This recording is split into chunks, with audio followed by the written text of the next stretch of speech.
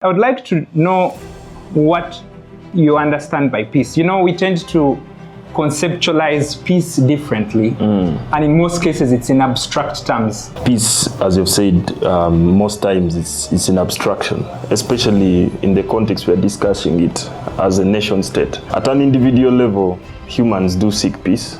You can't say, I'm looking for peace of mind, and someone says, I'm staying home, I want peace of mind, or I'm going to the park. So at an individual level, peace is quite a state of harmony, and let me say no conflict with the world, and it's easier there. But now with the nation state, it's a much more complex issue.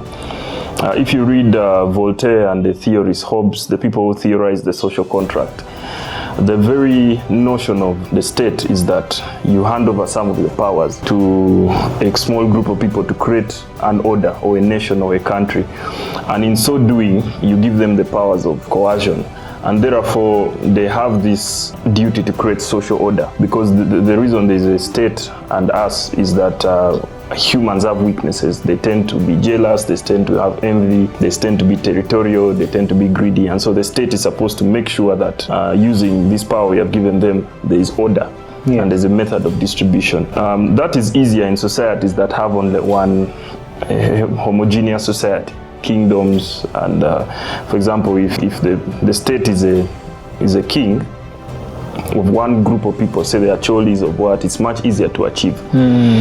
But now in Africa, we have a situation of nation states imposed on us by colonialism. Yes. You know? And it divided our tribes, it divided our peoples, and then put different peoples together, and now created a nation state to serve Western interests. But then this was handed over to us, and so this is where we have a duty in nation building of how can we create peace.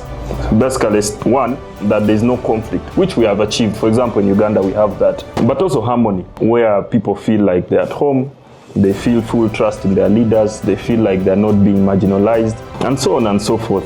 But this is a journey, and I think a journey that we are still working on as young African states, to remove all those divisions and create basically a new homogeneous society of Uganda where the nation starts.